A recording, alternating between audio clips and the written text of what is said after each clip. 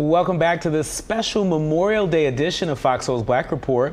Oscar Lawton Wilkerson Jr. was the last living Tuskegee Airman at 96 years old. Wow, his family says he began his Tuskegee training just 10 days after graduation. In 2007, he was among about 300 surviving members of the Black Aviation Combat Unit and was awarded the Congressional Gold Medal. Wilkerson passed of natural causes, and today we honor him. I always wanted to fly since being quite young. I used to build model airplanes. It was a dream that became reality for Oscar Lawton Wilkerson Jr., the last known surviving Tuskegee Airman from the state of Illinois. He wouldn't brag about his intelligence, but if you spent some time talking with him, you would suddenly realize how smart he was. A graduate of Bloom High School in Chicago Heights, he passed the training program for the Air Force. He was trained to fly the B-25 bomber right after World War II in the country's first Black Aviation Combat Unit, but never flew during combat. He served in other positions and was given an honorable discharge. When Wilk got out of the service, he applied to all the airlines, and they all refused him. He even received a letter from one of them saying, well, at this time, we are not hiring Negroes. Born in 1926, that experience of racism wasn't new to the man affectionately called Wilk. We had segregation back in Chicago Heights where I was born. Wilk became the vice president of the Dodo Birds Chicago chapter, named after the extinct bird that can't fly, but Wilk never allowed societal woes to ground his plans. He owned a Cessna 172. He studied in Chicago and New York and became a freelance photographer.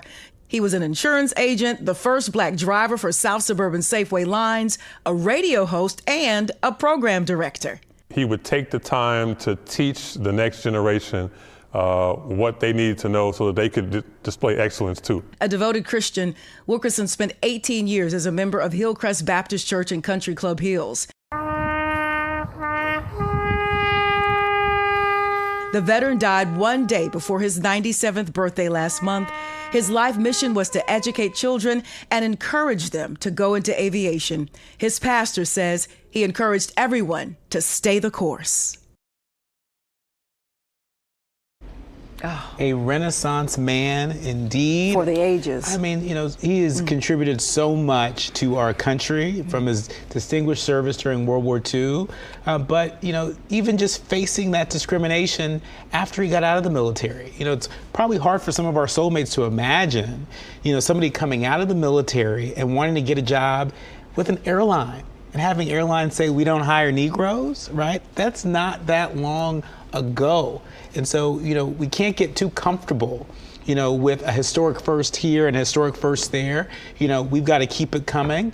And hopefully so many more of us will take the baton that he's passed to us to continue the fight. And this group of extraordinary men are kind of sort of just now getting their props. The level of intelligence and detail and perseverance and education and training, and you can go on and on and on, that it took to fly an aircraft in the midst of battle. And if I'm not mistaken, based upon my studies, you know, and research on the Tuskegee Airmen, they were like undefeated up in the air.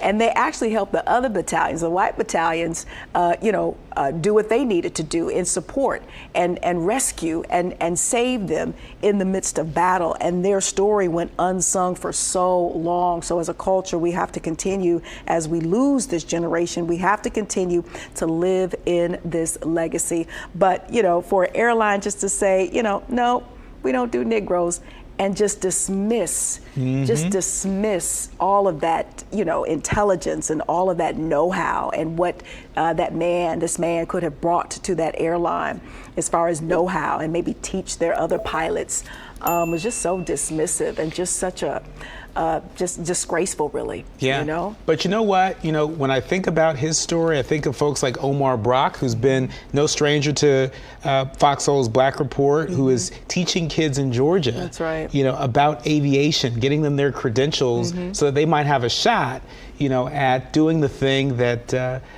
this distinguished gentleman, this honorable honorable Tuskegee Airmen had aspired to do. Which brings the discrimination, back full circle, that you now have a new generation of folks, living in that legacy.